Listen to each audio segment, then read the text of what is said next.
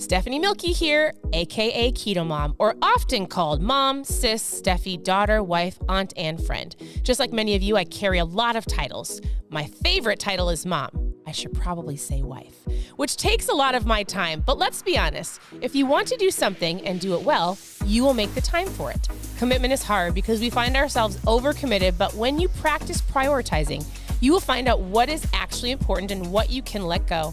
With the KetoMOM podcast, you will learn together how to manage our time, commit to the most important things in life, and I will equip you with the tools you need to feel qualified each step of the way.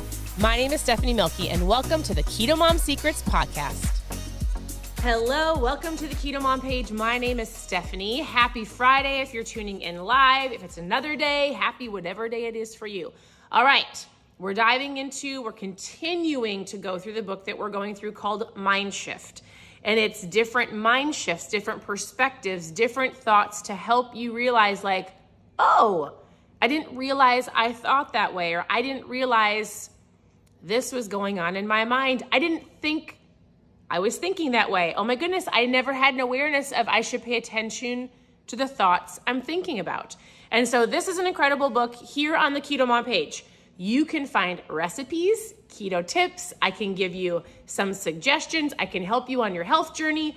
And I want to help you with your thinking. I think it's the number one thing that if you have goals to be a healthier, best version of you, it starts in your thoughts. It starts with the words that you're saying, the way that you believe in yourself. And if you don't see that in a positive light, if you've got negative thoughts or constantly beating yourself up here, it's going to come out in all the ways that you act, treat other people, the decisions that you make. So this book we have been going through for a little while.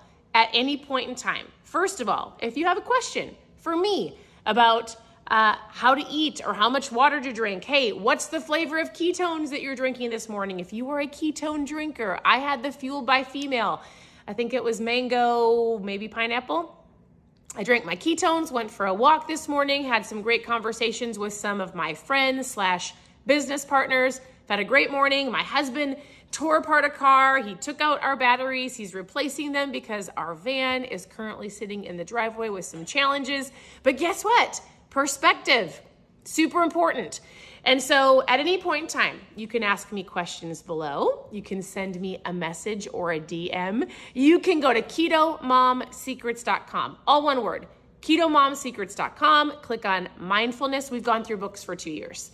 If you want to go and watch the other videos that we've done, scroll through the page or go to KetoMomSecrets.com, click on book club, how to get started, recipes. We've still got a really fun flavor, brand new flavor of Harvest Sunrise of ketones. You can go to KetoMOM.com.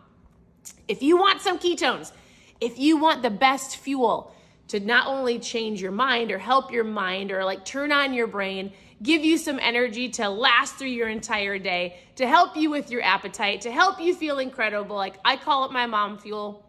It's for anybody. Post trial in the comments or go to KetoMOM.com. I'd love to connect with you. So here's what we are doing. I actually feel like this topic today is actually really, really serious. I've seen it in people's lives, and I'm going to tell you that most of the time I try to make conversation light. I like to have fun with it, but I'm going to tell you this conversation, it's about a poison that most people have in their lives. I don't want to say most. I'm going to say a lot of people allow this poison into their life. They don't even realize it. And it's never too late, but I'm going to tell you that if you don't realize it and then it sneaks within your soul, it is going to be challenging to get out. It's a choice. It's a poison that people don't probably realize they open a door to. And I'm telling you right now, if you do not listen to this chapter, if you do not take this seriously, it can ruin your entire life. And you might go, wow, what's the poison? I'm about to tell you. It's super serious. So the chapter is, we're going through mindset number 8, and it's called bitterness, a poison that will kill you. Now listen, do not tune out. Do not think I know what she's talking about, bitterness and unforgiveness. I'm going to read to you from this book just a couple things I underlined. Here's the book again. Take a screenshot, go grab the book. But I've also experienced this and watched people really go down a negative rabbit hole in their life because of this one poison. And so in the book, he talks about how one of the hardest people to help is a bitter person. What does that look like? He says, we know that obesity and bad diets lead to heart disease, which can kill many people. He goes, but bitterness too is a silent killer. Nothing will steal your health, your relationships, your joy faster than carrying your emotional baggage with you. Bitterness, resentfulness, envy, unforgiveness can poison your soul and cost you the intimacy of being loved and truly known in your life. So this might look like, and maybe you're going, oh, I don't have bitterness in your life.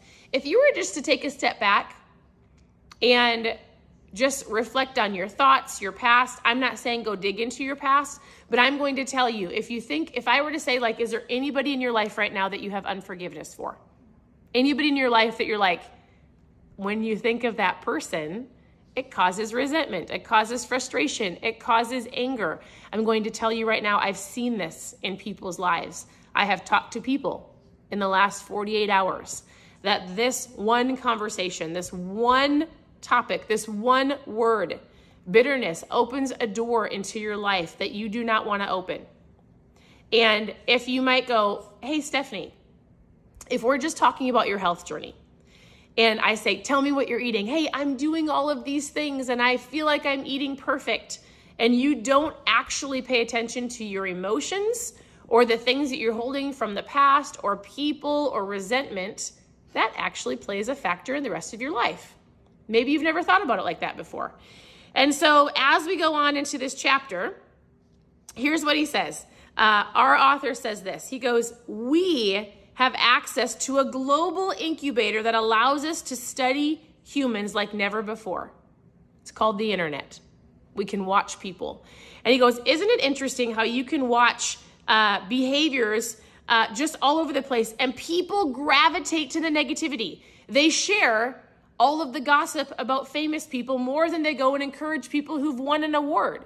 How fast do we gravitate towards negativity and gossip and slander? And we easily on social media can give a negative thought or give somebody our viewpoints, right? Isn't it interesting how, and I'll tell you, I've experienced this in 8 years, especially starting this KetoMOM page.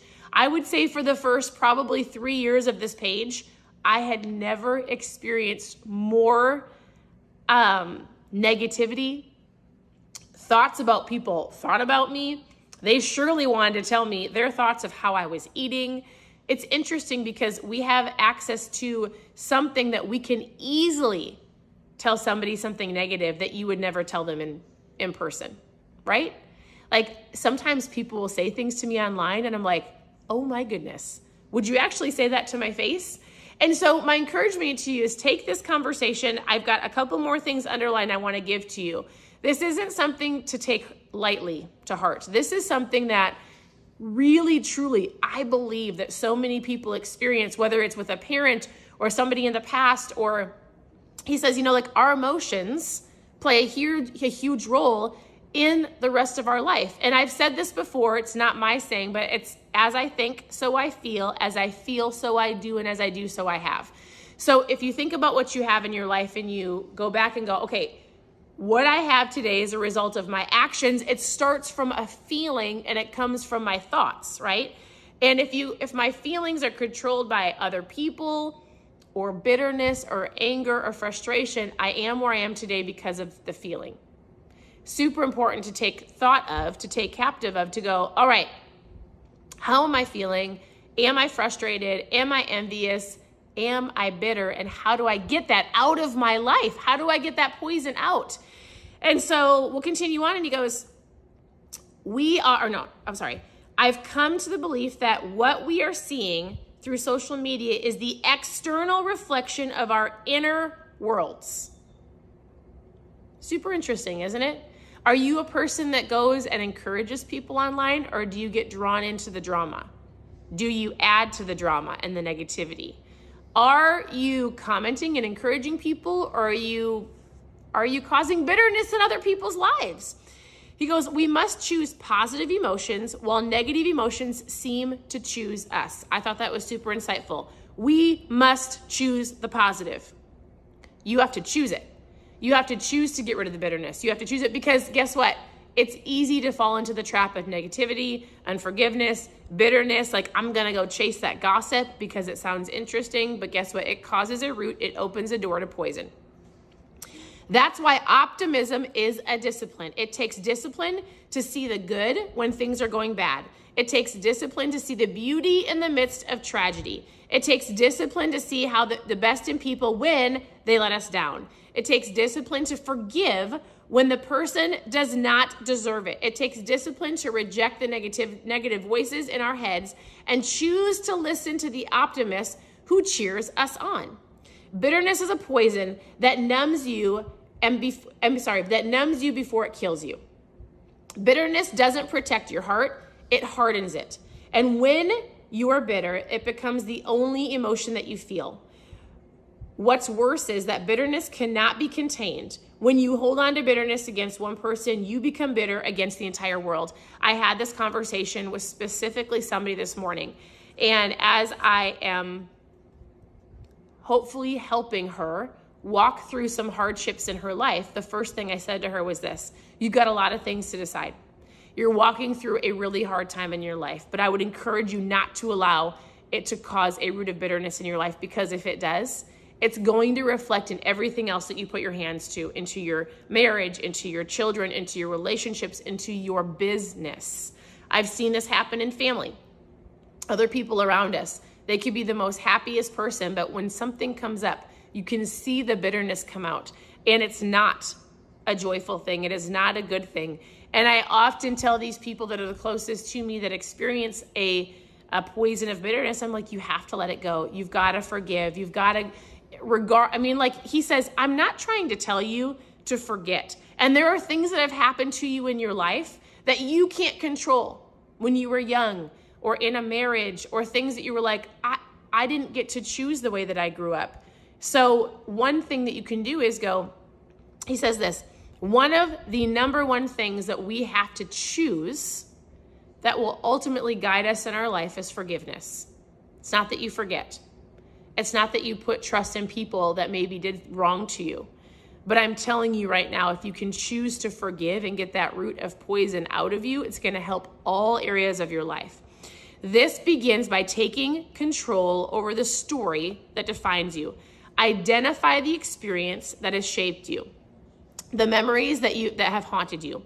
Don't try to forget them. Instead, turn them into fuel. You are not a powerless victim.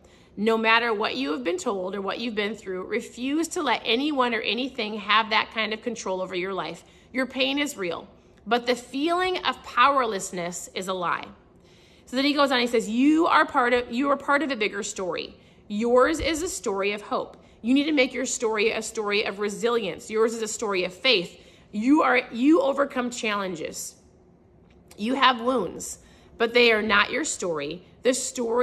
Your story is a story of healing. Refuse to allow the negative moments of your life to define what you will become. The mind shift that you need to take on from this chapter is allowing you to see that bitterness is a poison and forgiveness is the cure. So to understand that forgiveness is a strength is one of the most powerful mind shifts that you can ever make in your life.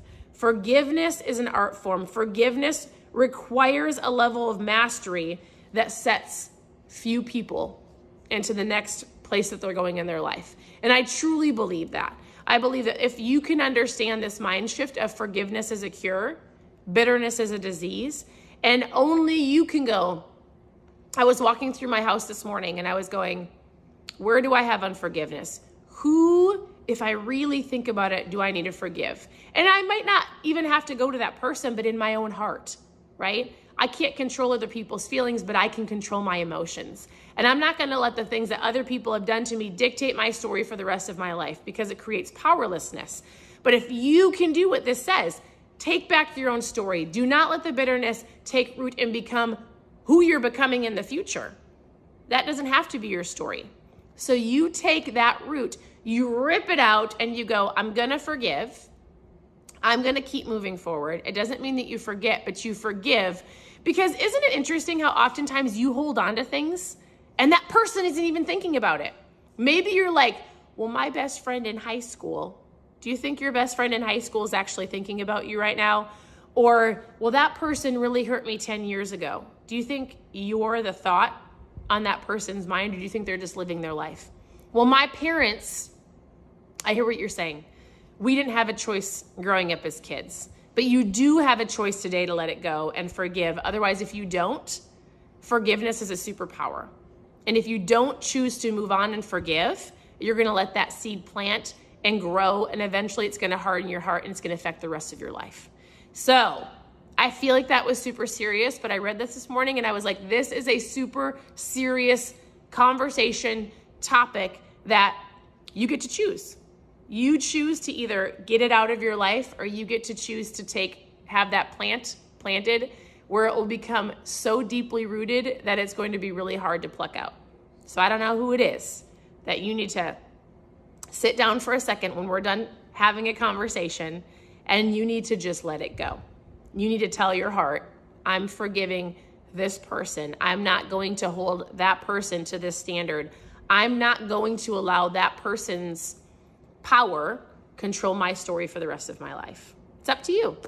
So this is the book that we've gone through. We'll continue to go through it. I would say this, that was a deep conversation. If you have questions, you can send me a message. I'm not a therapist, but I can pray with you. I can encourage you. I can give you some suggestions. I would encourage you to read the book. I would encourage you to reach out with questions. Continue to tune into the page. I'm always here to help. Go grab some ketones. They're just an incredible fuel. So whatever it is that you're looking for, ask questions below. Send me a message. Grab your mom fuel. I hope you guys have a wonderful day, and I'm always here to help. We'll talk to you very soon. Bye, everybody.